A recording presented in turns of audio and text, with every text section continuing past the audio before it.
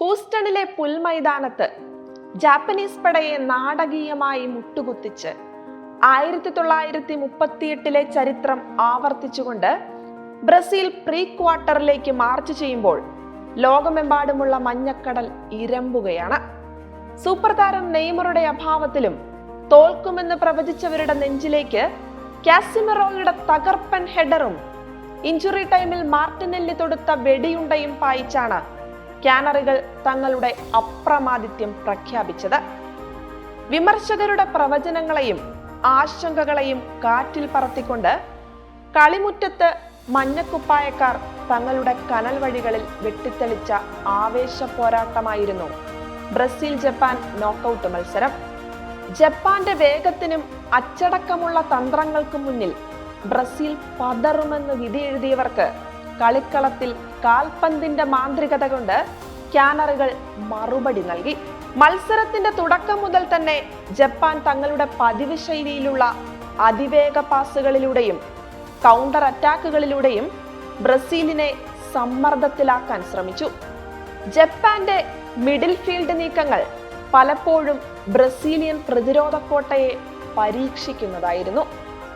ബ്രസീലിന്റെ തേരോട്ടത്തെ പ്രതിരോധിക്കാൻ 5 ഡിഫൻഡർമാരെ കോട്ട പോലെ അണിനിരത്തിയാണ് ജപ്പാന്റെ തന്ത്രശാലിയായ ആശാൻ ഹജിമെ മൊറിയാസു ടീമിനെ ഇറക്കിയത്.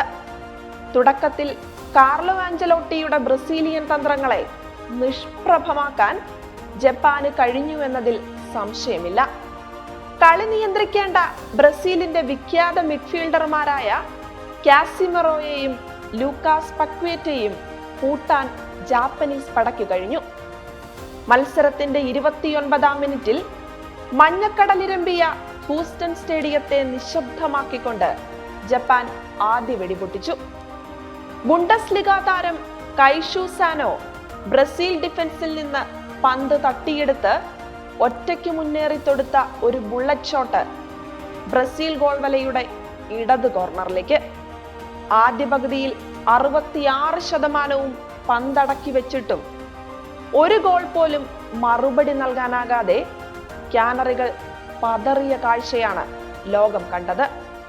എന്നാൽ രണ്ടാം പകുതിയിൽ ബ്രസീൽ പരിശീലകൻ കാർലോ ആഞ്ചലോട്ടി നടത്തിയ തന്ത്രപരമായ നീക്കങ്ങൾ കളിയുടെ ഗതി മാറ്റിമറിച്ചു. പരിക്കേറ്റ പക്വേറ്റയ്ക്ക് പകരം 19-കാരനായ വിസ്മയ താരം എൻട്രിക്കിനെ കളത്തിലിറക്കിയതോടെ ബ്രസീലിന്റെ ആക്രമണങ്ങൾക്ക് മൂർച്ച കൂടി. ആദ്യ പകുതിയിൽ ഫോം കണ്ടെത്താൻ ബുദ്ധിമുട്ടിയ ഇതിഹാസ താരം കാസിമിറോ കളിയിലേക്ക് ശക്തമായി തിരിച്ചു വന്നു. 56-ാം മിനിറ്റിൽ ഗബ്രിയേൽ മഗൽഹായസ് നൽകിയ മനോഹരമായ പാസ് ഒരു തകർപ്പൻ ഹെഡറിലൂടെ വലയിലെത്തിച്ച് കാസിമിറോ ബ്രസീലിന് സമനില സമ്മാനിച്ചു. തൊട്ടു പിന്നാലെ വിനീഷ്യസ് ജൂനിയർ ജപ്പാന്റെ പ്രതിരോധത്തെ ഡ്രിബ്ലിങ്ങിലൂടെ കീറിമുറിച്ചു തൊടുത്ത ഒരു വെടിയുണ്ട shot Japan goal keeper Zion സുസൂക്കിയെ മറികടന്നെങ്കിലും നിർഭാഗ്യവശാൽ പോസ്റ്റിൽ തട്ടിത്തെറിച്ചു. സുസൂക്കിയുടെ മികച്ച 4 സേവുകളാണ് മത്സരത്തിൽ ജപ്പാന്റെ ആയുസ് നീട്ടിയതെന്ന് പറയാം.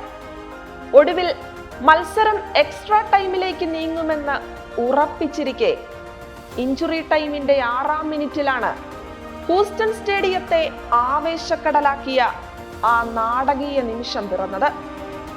പകരക്കാരനായി വന്ന ബ്രൂണോ ഗുമാരസ് അളന്നു മുറിച്ച് നൽകിയ പാസ് സ്വീകരിച്ച് ഗബ്രിയേൽ മാർട്ടിനെല്ലി ബോക്സിനുള്ളിൽ നിന്ന് തൊടുത്ത ഷോട്ട് ജപ്പാൻ ഡിഫൻഡറുടെ ശരീരത്തിലും വലതു പോസ്റ്റിലും തട്ടി ഗോൾ വലയിൽ. ബ്രസീൽ ക്യാമ്പിൽ വന്യമായ വിജയാഘോഷങ്ങൾ അണപൊട്ടിയൊഴുകിയപ്പോൾ ജാപ്പനീസ് വീരന്മാർ ഒരിക്കൽ കൂടി മൈതാനത്ത് കണ്ണീരോടെ തകർന്നു വീണു. ലോകകപ്പ് നോക്കൌട്ട് ചരിത്രത്തിൽ ആദ്യ പകുതിയിൽ പിന്നിൽ നിന്ന ശേഷം ബ്രസീൽ ഒരു മത്സരം ജയിച്ച് തിരിച്ചു വരുന്നത് 1938 ശേഷം ഇതാദ്യമായാണ്. ആ ചരിത്ര നേട്ടത്തോടെ കാനറിപ്പട തങ്ങളുടെ ജൈത്രയാത്ര തുടരുകയാണ്.